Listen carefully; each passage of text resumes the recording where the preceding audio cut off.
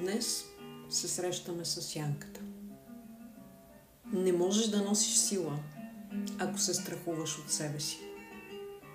Затова на този етап пътят не минава през нови знания,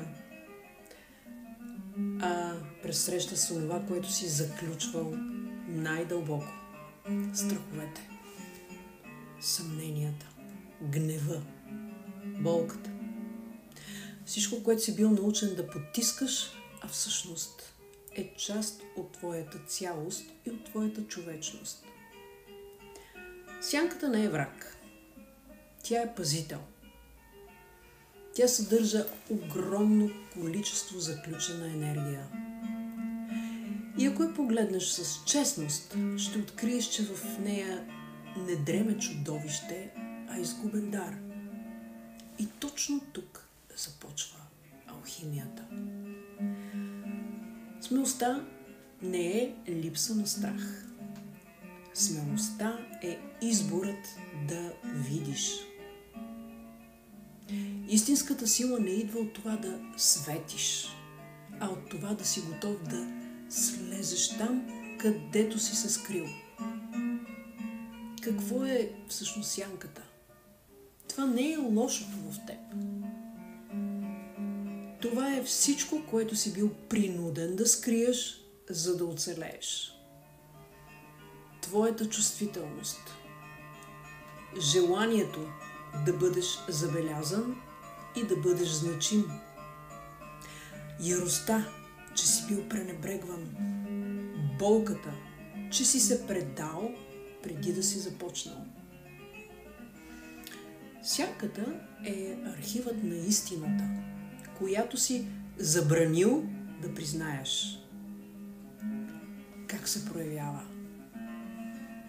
Като самосаботаж в най-важния момент. Като гняв, който не разбираш откъде идва. Като усещане, че се държиш по начин, който не си ти.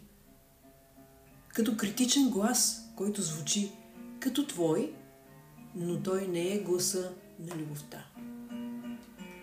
Всъщност сянката не те наранява. Скриването й те наранява. Какъв е алхимичният парадокс тук? Че тя пази най-големият ти дар. Най-страшното чудовище всъщност пази най-голямото ти съкровище. Защото зад гнева често има страст и ясна граница. А зад страха силата да поемеш отговорност. Зад болката мъдростта, която идва само от нещо лично преживяно дълбоко. Не можеш да бъдеш цял, ако си наполовина осветен.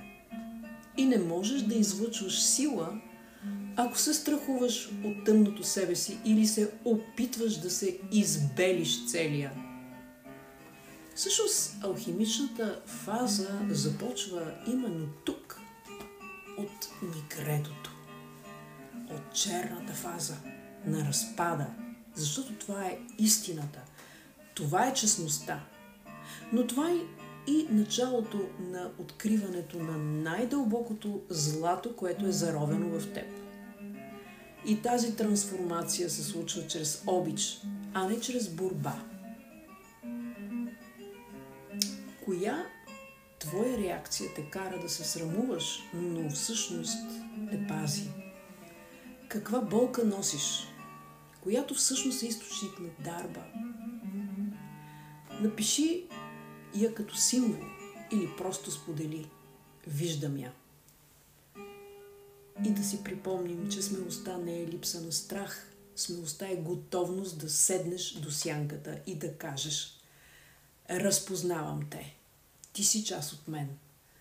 Открий своята суперсила и ела насреща с сянката си.